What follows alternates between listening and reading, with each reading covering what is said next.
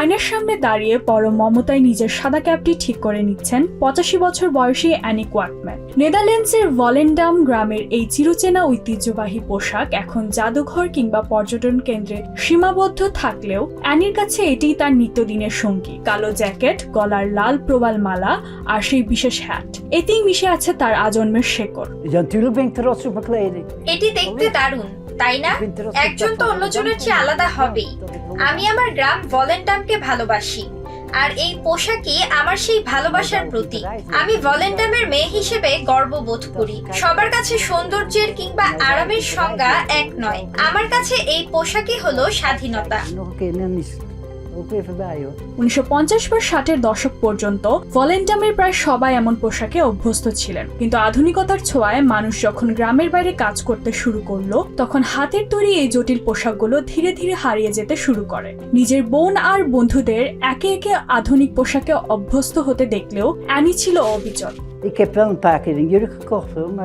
আমস্টারডামে আমার সন্তানদের স্কুলে লোকে তাদের বলতো, তোমার মা একজন গেও চাষী। সন্তানদের সেই লজ্জা ঢাকতে একবার আমি আধুনিক পোশাক কিনেছিলাম, কিন্তু সেদিন আয়নার সামনে দাঁড়িয়ে মনে হয়েছিল আমি নিজেকেই হারিয়ে ফেলেছি।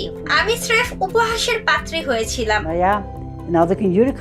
অ্যানির এই পোশাক স্রেফ সুতি কাপড় নয়, এটি একটি অনন্য শিল্পকর্ম। হাতের ছোঁয়ায় প্রতিটি ভাঁজ আর নিখুঁত সেলাইয়ের এই কারুকার্য এখন আর খুব একটা দেখা যায় না। হাতে গোনা কয়েকজনের একজন সিমন কোয়াকম্যান, যিনি এখনো জানেন কিভাবে তৈরি করতে হয় এই ঐতিহ্যবাহী পোশাক।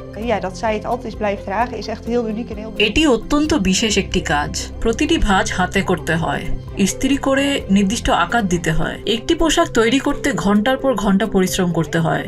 এখন খুব কম মানুষই আছে যারা এই কাজটা জানে। অ্যানি জানেন তার সাথেই হয়তো চিরতরে হারিয়ে যাবে এই ডাচ ঐতিহ্য।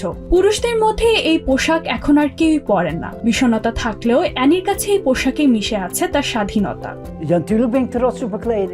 আমি চলে গেলে এই ঐতিহ্যের অবসান হবে, এটা ভাবলে খুব কষ্ট হয়। এখন আর কোনো পুরুষ এই পোশাক পরে না, কোনো নারীও পরেন না। আমার ইচ্ছা শেষ বিদায় বেলাতেও যেন এই পোশাকটি আমার সঙ্গী হয়। আমি এভাবেই চিরতরে ঘুমিয়ে পড়তে চাই। আধুনিক ফ্যাশনের ভিড়ে অ্যানি কোয়াকম্যান যেন এক জীবন্ত ইতিহাস। হয়তো আগামী কয়েক বছর পর ভলেন্ডামের রাস্তায় এমন পোশাকে কাউকে আর দেখা যাবে না, কিন্তু অ্যানির এই আত্মবিশ্বাস আমাদের মনে করিয়ে দেয় নিজের শেকড়কে আঁকড়ে ধরার মধ্যে রয়েছে প্রকৃত সার্থকতা। Ishrat Jahan, TVN 24 news desk.